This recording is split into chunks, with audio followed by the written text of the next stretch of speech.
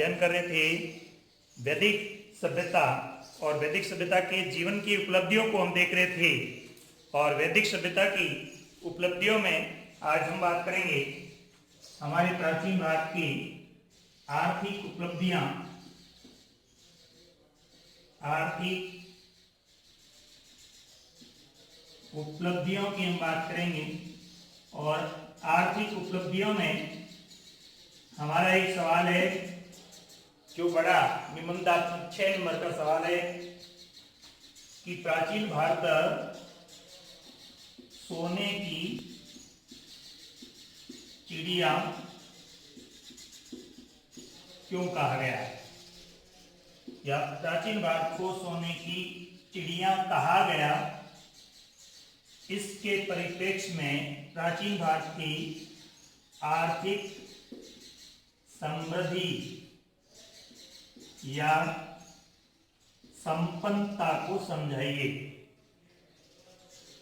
प्राचीन भारत के आर्थिक वैभव की जब हम बात करते हैं तो अध्ययन की दृष्टि से हम उनके जो बिंदु है उनको इस प्रकार से देखेंगे। नंबर 1 पशुपालन आर्थिक संपन्नता में। नंबर 2 कृषि। नंबर 3 व्यापार उद्योग। नंबर 4 वाणिज्य।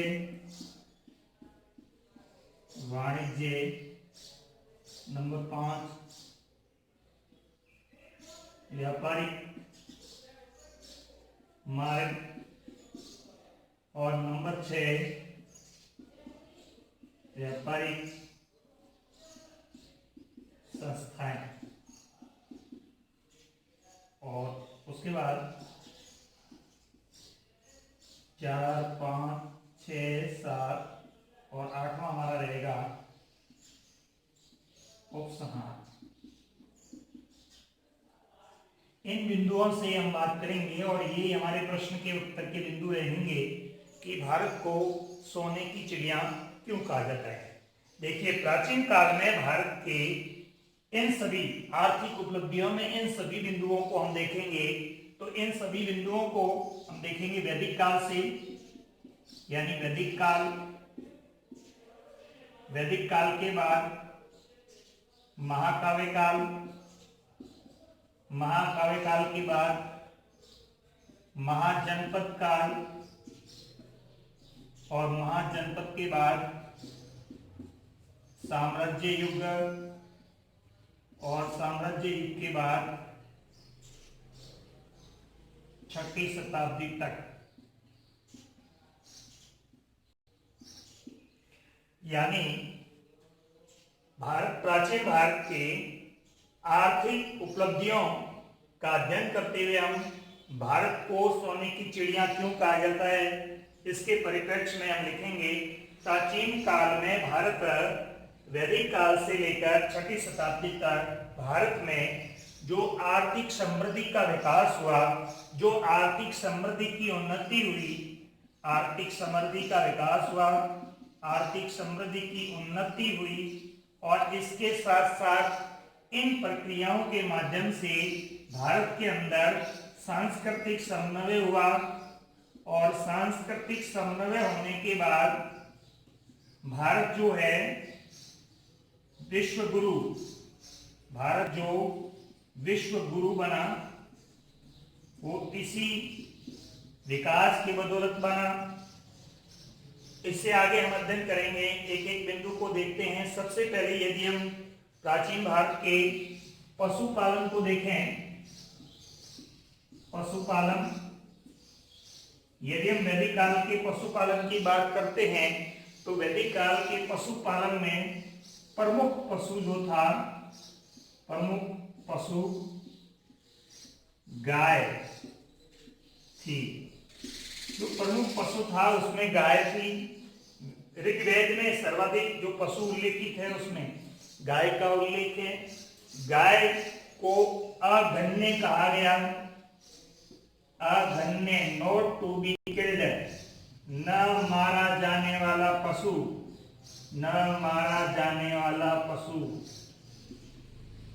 अतः विनिमय का माध्यम यानी वैदिक काल में विनिमय का माध्यम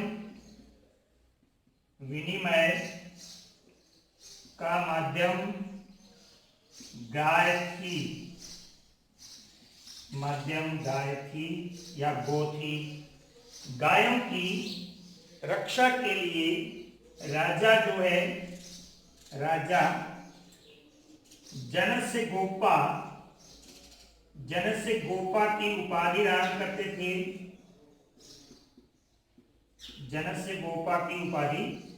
करते थे। गायों की रक्षा के लिए जो युद्ध होते थे, युद्ध को गवयुति नाम दिया गया। गायों की पहचान के लिए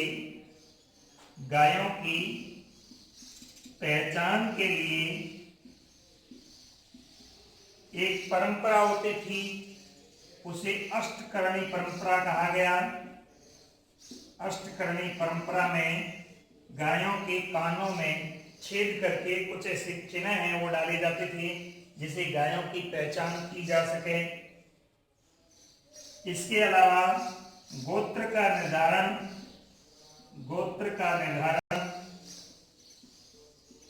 गायों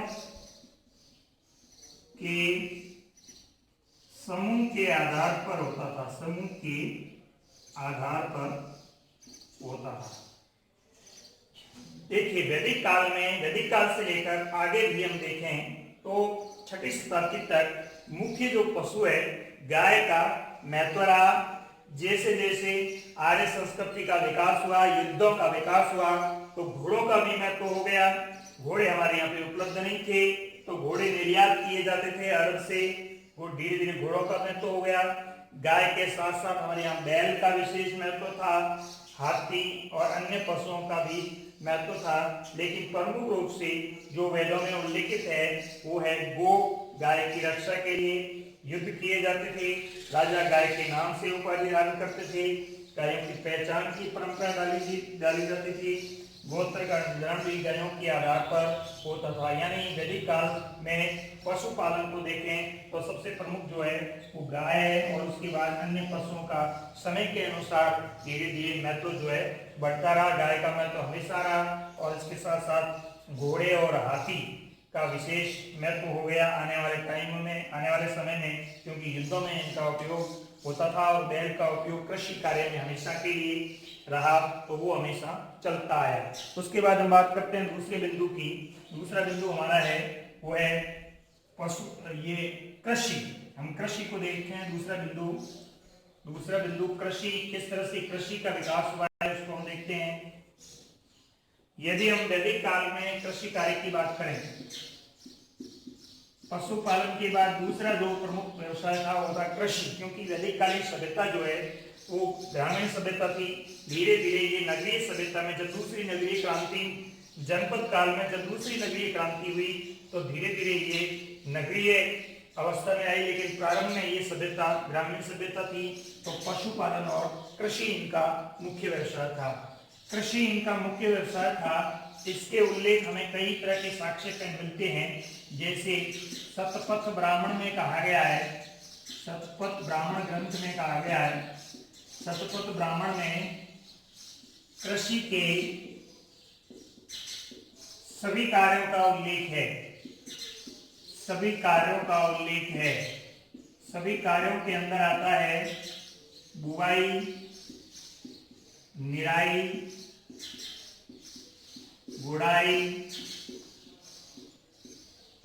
कटाई।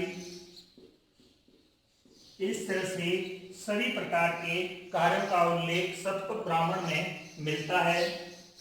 काठक संहिता ग्रंथ है, काठक संहिता, उसमें लांगल कहते हैं हल को। यहाँ पर काठक संहिता में 24 बैलों से खींचे जाने वाले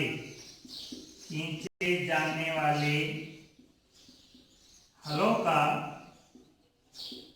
का उल्लेख मिलता है।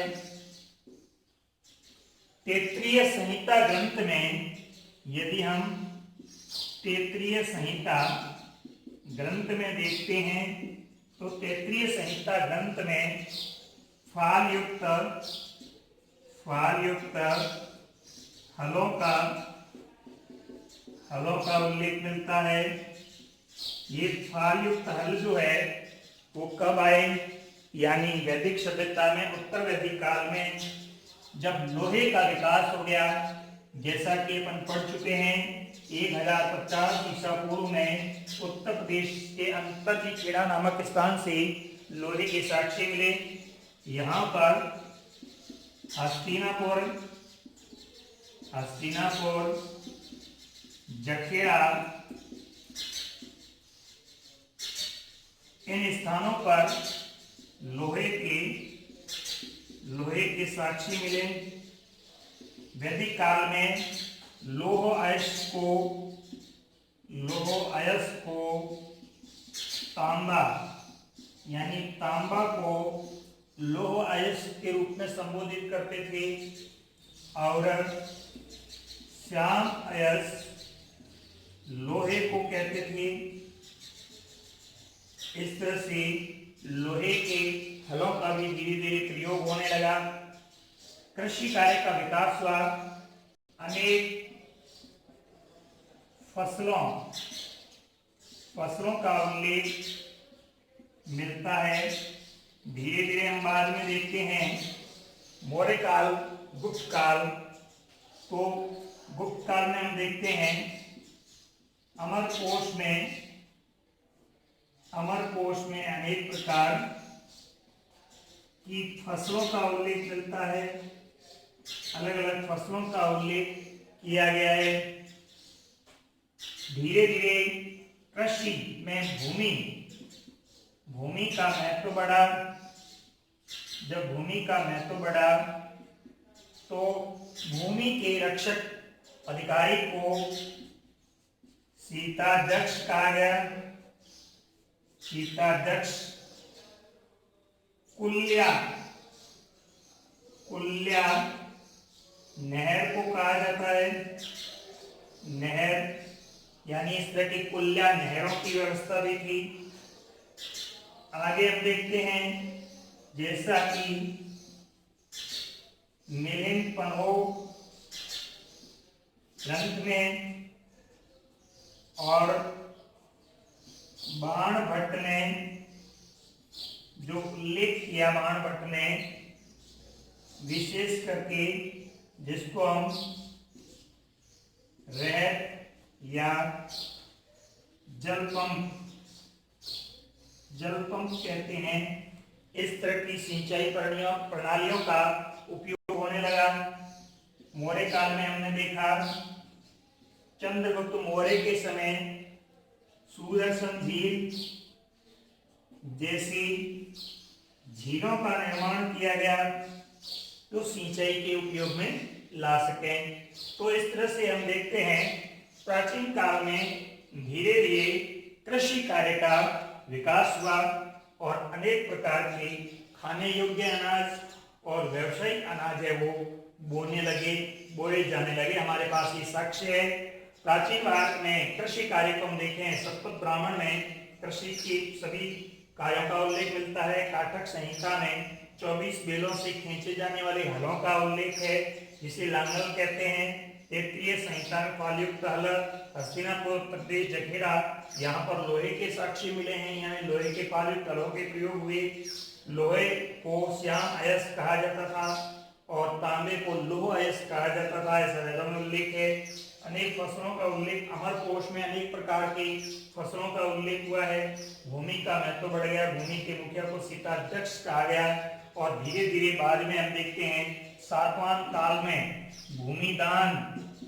भूमिदान की परंपरा हो गई, जिसमें अक्षय नीति यानी स्थायी भूमिदान का उल्लेख भी मिलता है। एक विशिष्ट बात मिहिनपनों में मिलती है। मिहिनपनों में वो विशिष्ट बात यह है कि यह जो कृषि और पशुपालन यानी कृषि का व्यवसाय और पशुपालन का व्यवसाय दोनों ही जब संयुक्त होकर के चलते थे और यह संयुक्त ही चलते थे और इनके समूह को वार्ता कहा जाता है। सवाल पूछा जाता है वार्ता क्या है? तो प्राचीन काल में कृषि और पशुपालन दोनों का मिश्रित व्यवसाय किया जाता था और इस मिश्रित व्यवसाय को वार्ता कहा जाता है। इसके बाद हम आगे बात करते हैं प्राचीन भारत के व्यापार उद्योग और व्यापारिक मार्ग की बात करते हैं। विशेष ध्यान देना है कि हमारा भारत प्राचीन काल में व्यापार की दृष्टि से समृद्ध हुआ, इसलिए हमारे देश को हम सोने की चिड़ियों के रूप में जानते हैं। अब हम बात करते हैं प्रमुख व्यापारिक संस्थाएं। जैसा कि एक संस्था की हमने बात की वार्ता, यह पशुपालन और कृषि के संयुक्त विकास की संस्था थी।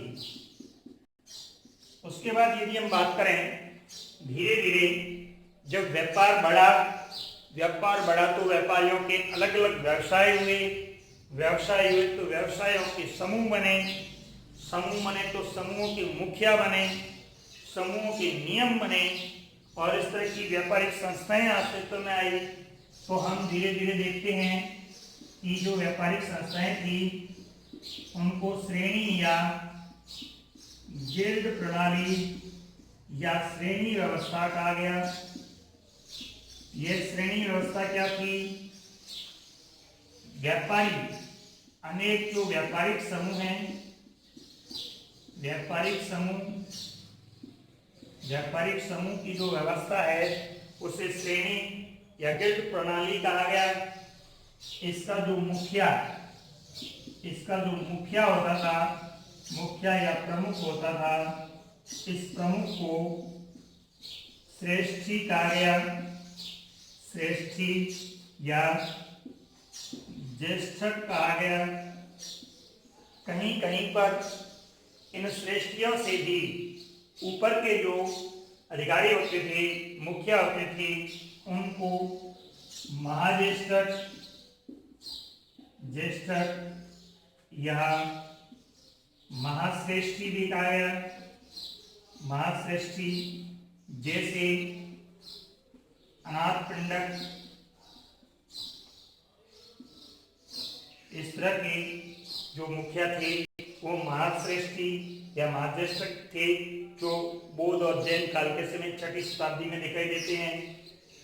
इनमें भी अलग से इन श्रेणियों के जो कार्य होते थे, यानी श्रेणी का जो समूह था वो अपना इनका एक मुखिया होता था, इनके नियम होते थे, नियम और व्यापारिक कानून होते थे जिन्हें श्रेणी धर्म कहा गया। श्रेणी धर्म के नाम से जाना गया। इनकी अपनी एक मुहर स्वयं की मुहर होती थी।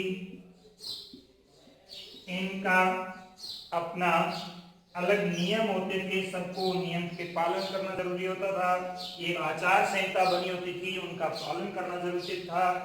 ये लोग यदि पैसे ब्याज पर देते थे तो कुशिद माने ब्याज को लेते थे, ब्याज वसूल करते थे। और ये लोग ऋण भी देते थे, ऋण जिसे बैंक नोट कहा गया, यानी ऋण को बैंक नोट कहा गया। ब्याज कुशिद होता था। ये लोग जन कल्याण के कार्य भी कराते थे, यानी जो श्रेणी है, श्रेणी प्रमुख जो है वो प्रमुख जन कल्याण के कार्य करवाते थे। जन कल्याण के कार्यों में विशेष तौर पर, उदाहरण के तौर पर मंदसौर के अभिलेख में तंतुवाय समूह, बुनकर समूह, तंतुवाय बुनकर समूह को कहते हैं। इन्होंने विष्णु मंदिर बनवाया, विष्णु मंदिर का निर्माण करवाया। इस तरह के जन कल्याण के कार्यों के उदाहरण भी इनके मिलते हैं। इनके जो व्यापारिक समूह का एक न्यायालय होता था, न्यायालय जिन्हें पूक कहा गया, व्यापारिक समूह का न्यायालय। उसके बाद इन अलग अलग समूहों के जो कारवां चलते थे, व्यापारिक कारवां के जो मुखिया होते थे उनको सातवाह कहा जाता था। इसके अलावा जो स्थायी नगर थे और स्थायी नगरों में जो स्थायी उद्योग व्यवसाय चलते थे, उन स्थायी उद्योग व्यवसाय का जो मुखिया होता था, यानी उनकी जो संस्था होती थी, उसे निगम कहा गया। निगम नगरीय व्यावसायिक संस्थाएं होती थी।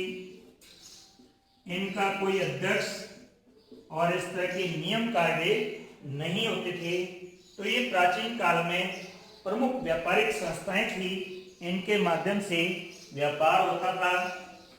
व्यापार को संचालित करने के लिए, व्यापारियों को नियंत्रित करने के लिए, नियम बनाने के लिए ये संस्थाएं काम करती थी। अब हम देखते हैं कि हमारा जो व्यापार है वो किस तरह से था। यदि हम हमारे भारतवर्ष को देखें, भारतवर्ष का मतलब है हम हमारे अखंड भारत की कल्पना करते हैं और अखंड भारत में इस तरह का मानचित्र है। इसमें हम देखते हैं कि हमारे यहाँ जो व्यापार था, विशेष बात यह है कि हमारा जो व्यापार था वो मुख्य रूप से यूनान एवं मध्य एशिया के साथ था। यूनान और मध्य एशिया के साथ हमारा व्यापार था। और इधर से भारतवर्ष और चीन से व्यापार होता था। व्यापार में यदि हम व्यापार को देखें तो यहाँ आयात की वस्तुओं में हम विशेषकर भारत में सोना, चांदी अर्थात सोना और चांदी आता था। इसके अलावा अरब के क्षेत्र में अरब से घोड़े आते थे। निर्यात में हम यदि देखें तो हमारे यहाँ से मसाले जो है वो निर्यात किए जाते थे, हीरे निर्यात किए जाते थे। और इसके बदले हम यहाँ से भारत से हाथी दांत भी इथोपिया भेजते थे, इथोपिया में। और यूरोपीय देशों में हम मसाले और हीरे द्वारा भेजते थे। इसके बदले में हमें सोना और चांदी प्राप्त होता था। इन सब के बाद हमारा जो मुख्य जो निर्यात है, ध्यान देना स्टूडेंट्स, हमारा जो मुख्य निर्यात है वो था रेशम का उद्योग। रेशम का उद्योग, और रेशम के उद्योग को सिल्क इंडस्ट्रीज कहा गया, सिल्क व्यापार कहा गया। विशेष हमारे भारत से जो व्यापार था वो सिल्क, और उसके बाद 2 नंबर पे मसालों का व्यापार है वो हमारे यहाँ से होता था, हमारे यहाँ से निर्यात होता था। तो ये निर्यात किस तरह से होता था हम बात करते हैं, देखते हैं। यहाँ यदि हम देखें पूर्वी तट है, पूर्वी तट पर जो ताम्लुक बंदरगाह था, ताम्लुक बंदरगाह जिसे ताम्र लिपि कहा गया, ताम्र लिपि के नाम से जाना गया। ताम्लुक बंदरगाह, ताम्लुक बंदरगाह से यहाँ पटना, पाटलिपुत्र, कुसुमपुर, ये सब एक ही नाम है। पोलीबोथ्रा या राजगीर, ये सभी एक ही स्थान के नाम हैं। यहाँ से कन्नौज या कान्याकुब्ज, उसके बाद यहाँ से श्रावस्ती, श्रावस्ती, उसके बाद वाराणसी, उसके बाद मथुरा, मथुरा के बाद ये जो रास्ता है आगे कोतान की तरफ, उस कलावती या जिसको हम चढ़सट्टा या पेशावर कहते हैं, यहाँ से ये तक्षशिला को जाता था और तक्षशिला से ये आगे इधर यदि हम देखते हैं तो तक्षशिला से हमारा ये जो व्यापारिक मार्ग है वो कैस्पियन सागर, कैस्पियन सागर और कैस्पियन सागर से रोम को रास्ता जाता था। दूसरा पथवे हमारा मथुरा से निकलता था और मथुरा से उज्जैन जाता था। उज्जैन या उज्जैनी, उज्जैनी से ये भृगु कच्छ, भड़ौच भृगु कच्छ को जाता था। दूसरा प्रमुख जो था वो सोपारा या सोपारा प्रमुख था। एक रास्ता यहाँ से श्रावस्ती होते हुए, तगर क्षेत्र से होते हुए प्रतिष्ठान, प्रतिष्ठान को जाता था।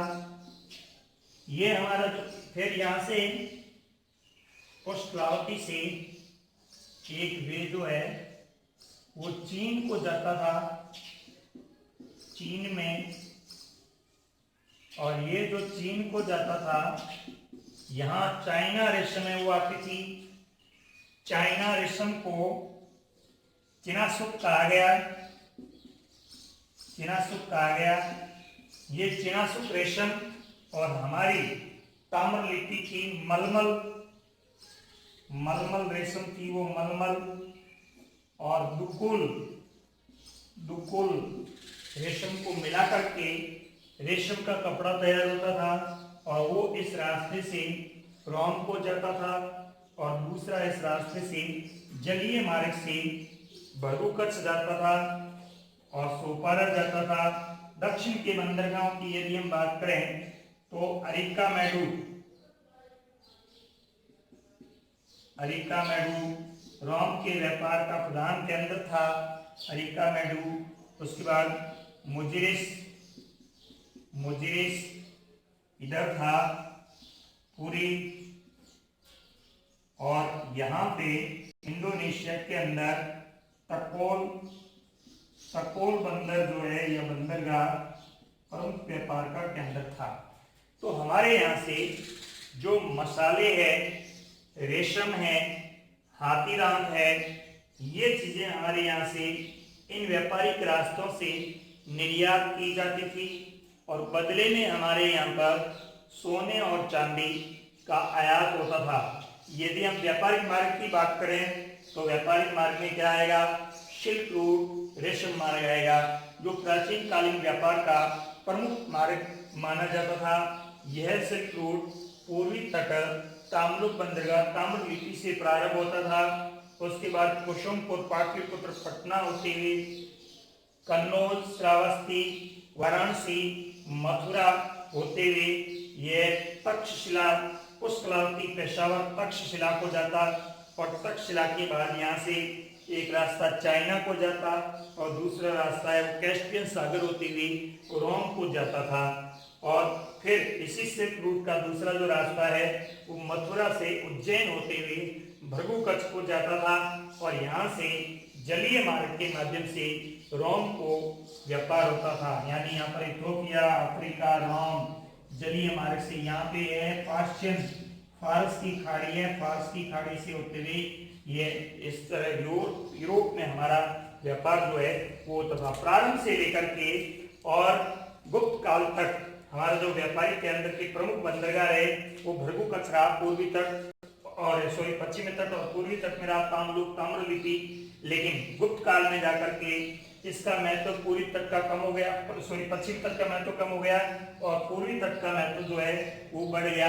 तो इस तरह से हम देखते हैं कि यूरोप के साथ, रोम के साथ हमारा विदेशी व्यापार रहा और इस विदेशी व्यापार के तहत शक, हूण, कुषाण, सिथियन और बैक्ट्रियन लोग हमारे देश में आए और उनके आने से, मैं उपसंहार की बात कर रहा हूँ, उनके आने से हमारी जो भारतीय संस्कृति है वो संस्कृति में सांस्कृतिक समन्वय हुआ, विलीनीकरण हुआ और इसे नवीन कला शैली जैसे गांधार कला शैली, इस प्रकार की नवीन कला शैलियों का विकास हुआ और भारत का जो ज्ञान है, वैदिक ज्ञान और सांस्कृतिक ज्ञान है वो यूरोप और मध्य एशिया में गया और भारत जो है वो विश्व गुरु बन गया। इस तरह के समृद्ध भारत को हम सोने की चिड़ियों के रूप में मानते थे। आगे की बात कल करेंगे। धन्यवाद।